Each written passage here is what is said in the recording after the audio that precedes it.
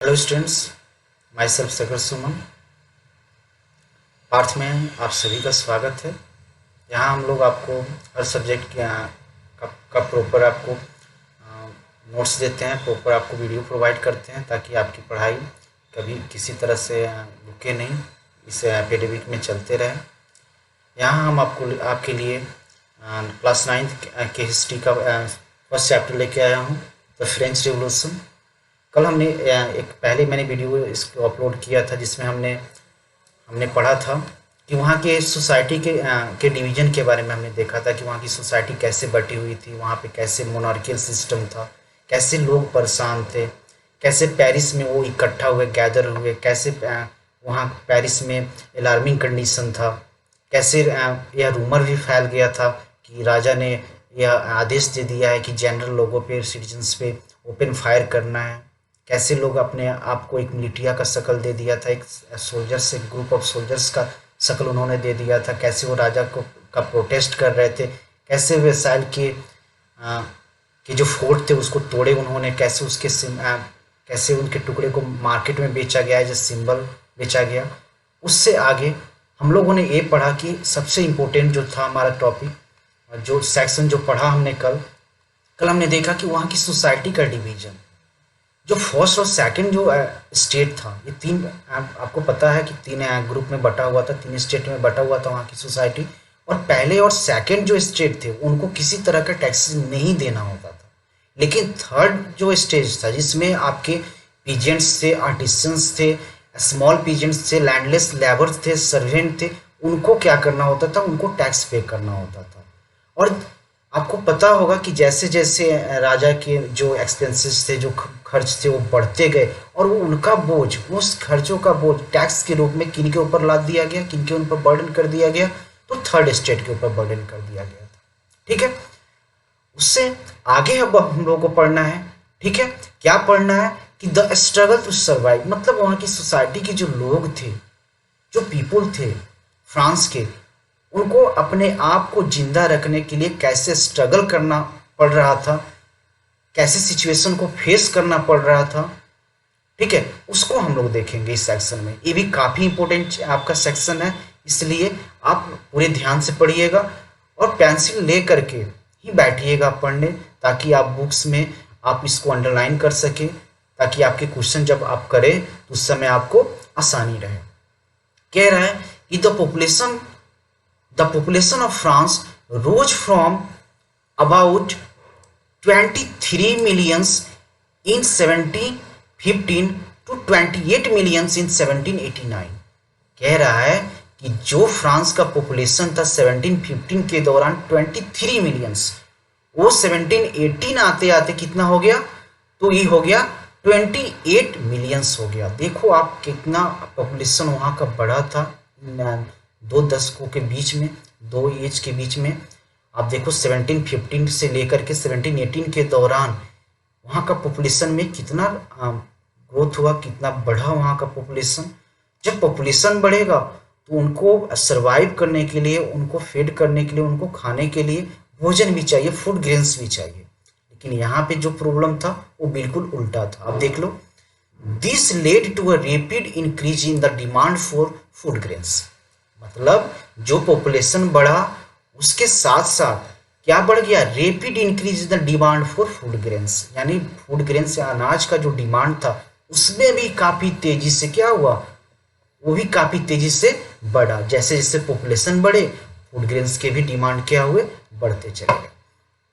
अब कह रहे कि production of grains could not keep pace with the demand, लेकिन जो प्रोडक्शन था अनाजों का वो इन डिमांड को फुलफिल नहीं कर पा रहा था। जो रेजिंग आपका पॉपुलेशन था, ठीक है ना, उनके डिमांड का, उनके भोजन का जो था, तो वो फूड ग्रेन्स जो थे वहाँ जो उपजाए जाते थे, जो प्रोडक्शन था वो कभी फुलफिल नहीं कर पा रहा था। ठीक है, फिर कह रहा है कि so the price of bread which was the staple diet of the majority rose rapidly. कह रहा है कि इसलिए जो ब्रेड का प्राइस था, जो कि वहाँ के लोगों का मुख्य भोजन था, ठीक है, मैक्सिमम लोगों का मुख्य भोजन था, वो क्या हुआ, रोज रैपिडली, कह रहा है कि वो काफी तेजी से बढ़ा। क्यों बढ़ा? क्योंकि वहाँ पे फूड ग्रेन्स की स्कार्सिटी हो गई, पॉपुलेशन क्या हो गया, रेज हो गया। तो जाहिर सी बात है जो फूड का प्राइस होगा, जो ब्रेड का प्राइस होगा, वो भी रेज करेगा। कह रहे हैं कि most worker were employed as labourers in the workshop whose owner fix their wages. कह रहे हैं कि अधिकतर जो वर्कर्स थे वो काम कहाँ करते थे? वर्कशॉप में। और कौन सा काम करते थे, कैसा काम करते थे? एज लेबरर्स, मतलब लेबर के रूप में वो काम करते थे। और जो वर्कशॉप होता था उसका मालिक इनके सैलरीज, इनके वेजेज जो थे वो फिक्स किए हुए था। वो प्राइस अगर बढ़ा तो हो सकता है कि अगर प्राइस बढ़ रहा है, आपकी वेजेज जो कमाने का जो मंथली आपका जो इनकम है वो अगर बढ़ जाता है, उसी रेशियो में बढ़ता है, तो हो सकता है कि आप एक बैलेंस रख सकते हो। लेकिन यहाँ क्या था, प्राइस तो बढ़ गया लेकिन जो वेजेस था वो फिक्स ही रहा। अब कह रहे कि but wages did not keep peace with the rise in prices. और कह रहा है कि जो वेजेज, मतलब जो मेहनताना उनको वर्कर्स को मिलता था वर्कशॉप में, वो बढ़े हुए प्राइस के साथ कभी बैलेंस नहीं रख पा रहा था। ठीक है, क्या नहीं रख पा रहा था? तो keep pace with the rise in price, मतलब बढ़े हुए दाम को फुलफिल नहीं कर पा रहा था, बढ़े हुए प्राइस को फुलफिल नहीं कर पा रहा था। So the gap between the poor and rich widened. कह रहा है कि इसलिए जो गैप था, जो मतलब कह सकते हो कि जो खाड़ी था, कह सकते हो कि जो डिफरेंसेस था पुअर और रिच के बीच में, वो काफ़ी तेजी से बढ़ा। अब कह रहा है कि things became worse whenever drought और हेल रिड्यूस द हार्वेस्ट। और कह रहा है कि ये सब चीज़ें और बेकार हो गई कब? जब सूखा पड़ गया या किसी तरह से वहाँ की फसल नष्ट हो गई, फसल के प्रोडक्शन में कमी आ गई। फिर कह रहा है कि थिंग्स बिकेम, ये तो पढ़ चुके हैं हम लोग, this led to the subsistence crisis, something that occurred frequently in France during the old regime. कल मैंने बताया था कि आप इस ओल्ड रिजीम जो टर्म यूज किया गया, इसको आप याद कर लीजिएगा। ये आपके 1 मार्क्स क्वेश्चन में, ऑब्जेक्टिव टाइप क्वेश्चन में पूछ लिए जाते हैं। ठीक है, तो कह रहा है कि this led to the subsistence crisis, मतलब सब्सटेंस क्राइसिस का अर्थ होता है कि ऐसी चीज़ें जो हमारे डेली लाइफ में जरूरी हो, मतलब जिनके बिना हम नहीं रह सकते। और कह रहा है कि जो वहाँ पे ड्रॉट आना या किसी तरह से फसल का नुकसान हो जाना, ठीक है, कह रहा है कि जो वहाँ की जरूरी चीज़ें थी लोगों के लिए, उसमें भी क्या हुआ? Something that occurred frequently in France during the old regime, यानी जो डेली की चीज़ें थी उनमें भी क्या होती चली गई? कमी होती चली गई। उनमें भी क्या होता चला गया? क्राइसिस होते चला गया। ठीक है, उनकी भी क्या हो गई? सप्लाई उन तक नहीं हो पा रही थी, वो खरीद उसको नहीं कर पा रहे थे, उतने बढ़े हुए प्राइस को वो क्या कर रहे थे? कर नहीं सकते थे, अपने वेजेज के साथ, अपने सैलरी के साथ बैलेंस नहीं कर पा रहे थे। जो डेली चीज़ें थी, डेली यूज की चीज़ें थी, उनके लिए भी।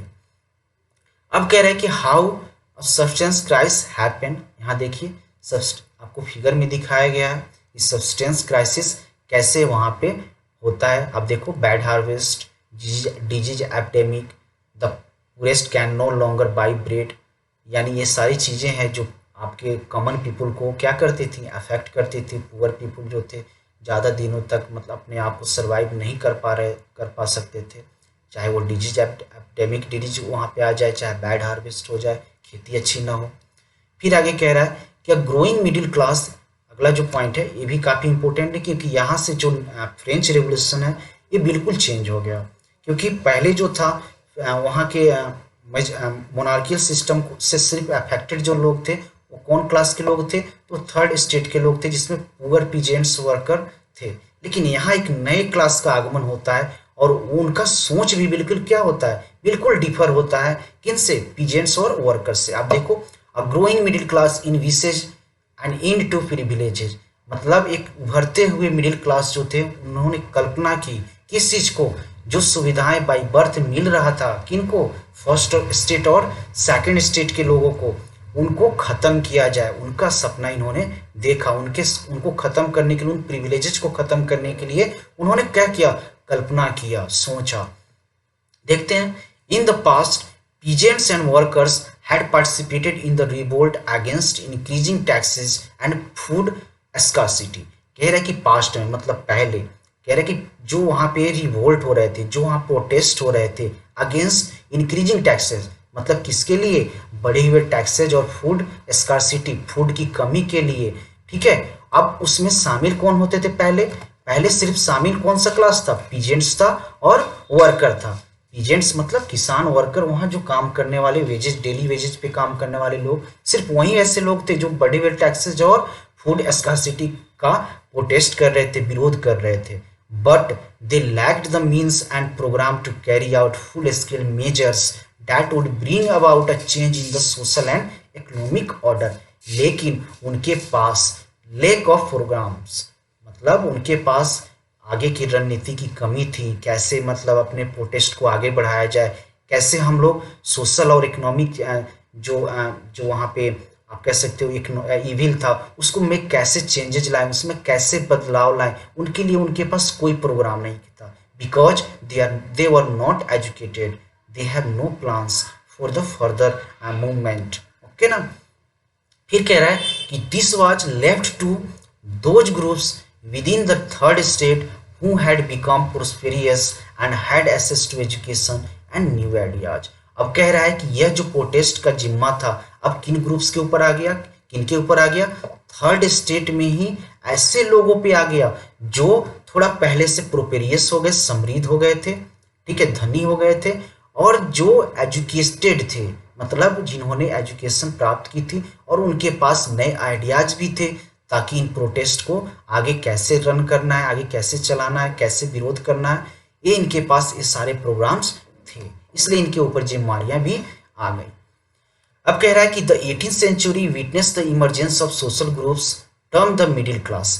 जो 18th सेंचुरी का दौर रहा, 18th सेंचुरी जो रहा वो गवाह रहा, किस चीज का गवाह रहा? इमरजेंस ऑफ सोशल ग्रुप, ऐसे सोशल ग्रुप का के इमरजेंस का, उदय का, जिनको हम लोग किस नाम से जानते हैं? मिडिल क्लास के नाम से जानते हैं। Who earn there wealth through an expanding overseas trade. कह रहा है कि हु अर्न मतलब वो अपना पैसा कमाए थे, कैसे वो अमीर हुए थे, प्रोपेरियस हुए थे। यहाँ हमने पढ़ा ना कि बिकम प्रोपेरियस एंड एजुकेटेड, तो प्रोपेरियस कैसे हुए थे? तो through an expanding overseas trade, मतलब उस समुद्री व्यापार के द्वारा, ट्रेडिंग के द्वारा, ठीक है। And from the manufacturer of the goods such as woollen and silk textile that were either exported और bought by the richer members of the society. कह रहा है कि साथ में ऐसी वस्तुओं को, ऐसे मतलब वस्तुओं को बेच करके, मैन्युफैक्चर्ड ऑफ गुड्स, ऐसे वस्तुओं को बना करके भी और बेच करके भी, जैसे वुलन हुआ, सिल्क हुआ, वुलन सिल्क के टेक्सटाइल जो कपड़े होते थे उनको बनाकर बेच करके, और किनके साथ? उनको खरीदता कौन था? तो आप देखो, rich members of the society, वहाँ के जो अमीर वर्ग का लोग थे, अमीर सोसाइटी के अमीर सेक्शन के लोग थे, रिच सेक्शन के लोग थे, वो इन चीज़ों को खरीदता था।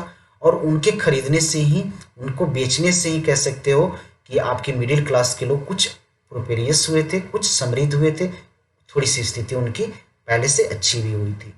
इन addition to merchant and manufacturer the third state included professions such as lawyers और एडमिनिस्ट्रेटिव ऑफिसर्स। कह रहा है कि मर्चेंट के अलावा, ऐसा नहीं था कि थर्ड स्टेट में जो एजुकेटेड क्लास था, जो अभी तैयार हो रहा था मूवमेंट के लिए, जो जिनके पास नई सोच थी, उसमें सिर्फ मर्चेंट ही शामिल थे और मैन्युफैक्चरर ही शामिल थे। इसके अलावा भी कुछ लोग थे, जैसे देख लो, ऐसे प्रोफेशन के लोग थे, लॉयर्स थे, वकील थे, एडमिनिस्ट्रेटिव ऑफिसर भी थे, प्रशासनिक जो ऑफिसर होते हैं, जो कह सकते हो कि जो वहाँ के शासन चलाने में जो उस समय सहयोग कर रहे थे, जो पढ़े हुए लोग थे, वो शामिल हो गए थे।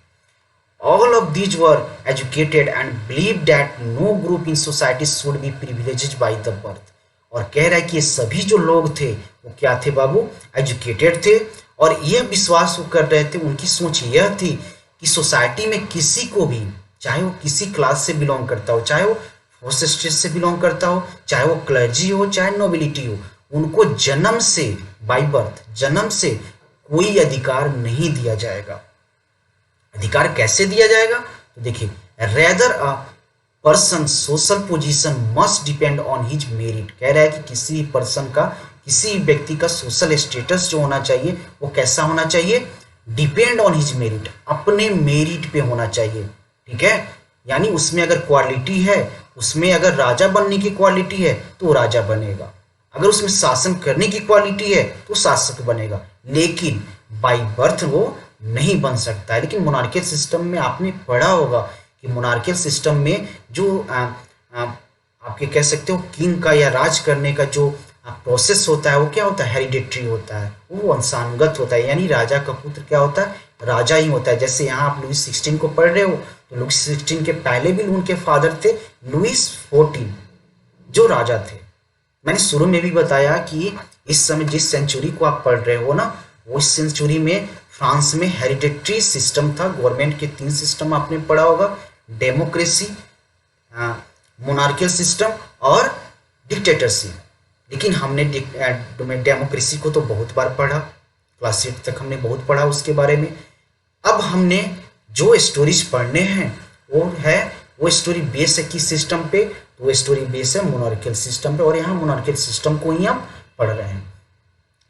तो कह रहा है कि जो पोजीशन, जो प्रिविलेजेस मिलने चाहिए वो कैसे मिलने चाहिए, वो हिज मेरिट मतलब खुद के सेल्फ मेरिट के अनुसार ही मिलने चाहिए। अगर खुद में वो मेरिट है, खुद में वो अगर अच्छाइयाँ हैं, अगर गुण है, विशेषता है, तो आप वो पोस्ट आपको मिल सकता है, वो स्टेटस आपको मिल सकता है। अन्यथा आप बाय बर्थ किसी पोस्ट को नहीं ले सकते हो, किसी स्टेटस को आप नहीं रख सकते हो। अब कह रहे हैं कि these ideas in which a society based on freedom and equal law and opportunity for all were put forward by the philosopher such as John Jackie and Jean Jacques Rousseau. अब कह रहा है कि ये जो आइडिया था, ये idea का कल्पना मतलब ऐसी आइडिया, एक कॉन्सेप्ट जो था कि जो पोस्ट मिलना चाहिए, जो पोजीशन मिलना चाहिए वो मेरिट पे मिलना चाहिए, यह कॉन्सेप्ट आया कैसे वहाँ पे सोसाइटी में, एक कॉन्सेप्ट आया कैसे जो सोसाइटी में, जो कह रहा है कि सोसाइटी बेस्ड ऑन कि सोसाइटी कैसे होना चाहिए, freedom, on freedom and equal law, यानी आज़ादी और सेम लॉ मतलब इक्वलिटी फॉर ऑल पे बेस होना चाहिए। ऐसी सोसाइटी की कल्पना वहाँ की किसने थी, तो कह रहा है कि आप देखिए कि were put forward by the philosopher such as John Locke की, जेन जस्किन रोसो। कह रहे हैं कि यस कल्पना जो दिया गया था उस समय के जो फिलोसफर थे उनके द्वारा, जैसे फेमस है, इसको आप अंडरलाइन कर लेंगे, जॉन लॉक की एंड जेन जैकी रेस्क्यू।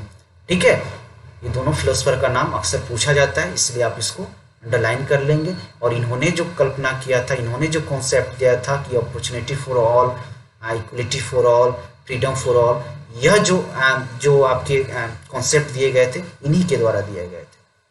अब कह रहे हैं कि in this two tactics of government Locke sought to refute the doctrines of the divine and absolute right of the monarch. कह रहा है कि इस बुक को पहले अंडरलाइन कर लीजिएगा फिर पढ़िएगा, क्योंकि इस बुक को पूछा जाएगा कि किसके द्वारा हु रोट दिस बुक।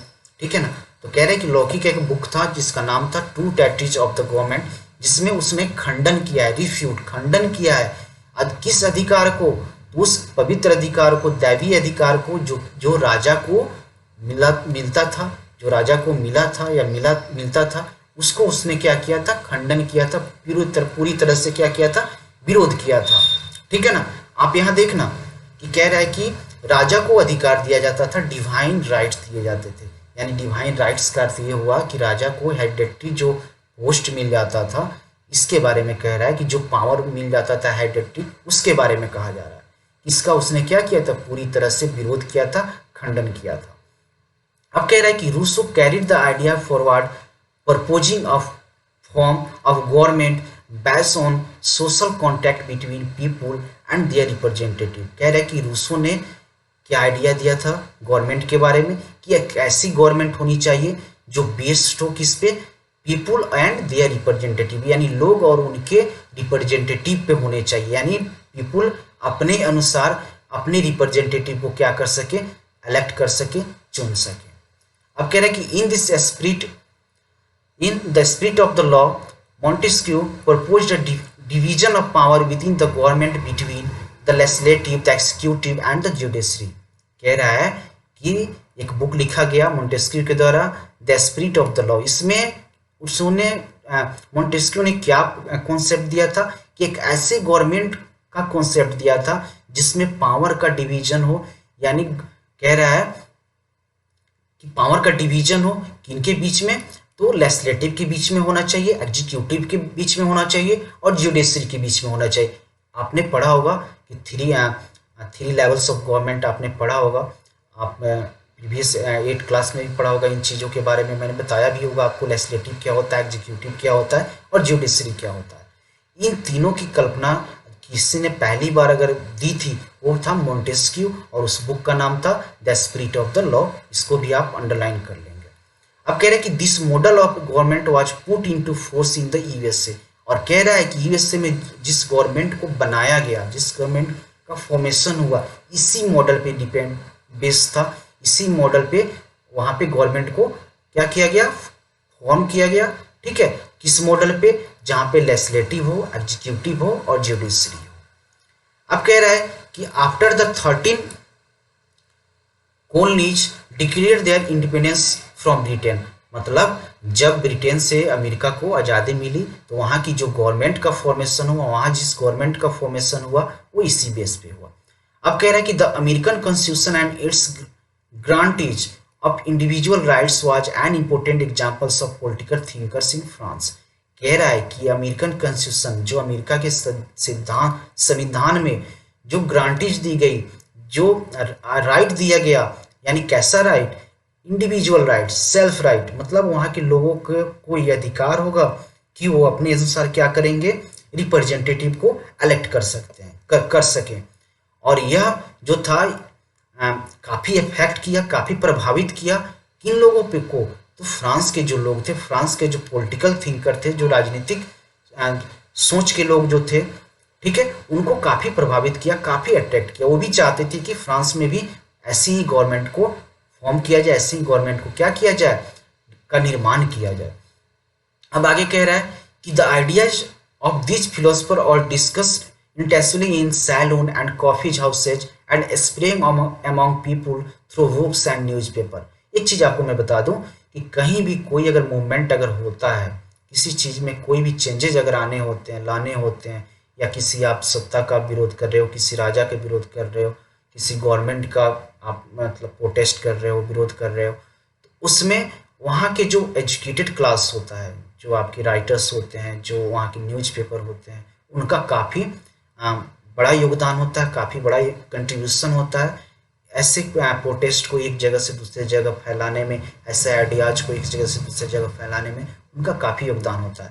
तो यहाँ भी कह रहा है कि ऐसे आइडियाज जो थे, मतलब ऐसी गवर्नमेंट जो अमेरिका में थी, यानी वैसी आइडियाज को कह रहा है कि the ideas of this philosopher, मतलब ऐसे आइडियाज को जो फिलोसफर के द्वारा दिए गए थे, मॉन्टेस्क्यू के द्वारा दिए गए थे। तो कहाँ डिस्कस होता था, इसका डिस्कशन होता था ज़्यादा से ज़्यादा सैलून में, मतलब जहाँ पे लोग इकट्ठा होते हों, coffee houses and spread among people through books, मतलब लोगों में इसको फैलाया गया।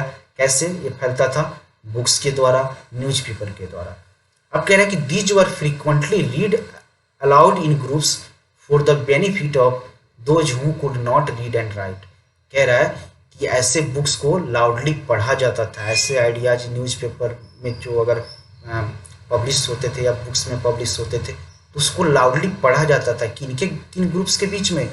ऐसे लोगों के ग्रुप्स के बीच में जो पढ़ नहीं सकते थे, could not read and right, पढ़ नहीं सकते थे, लिख नहीं सकते थे, ताकि उनको क्या हो, बेनिफिट हो, फायदा हो।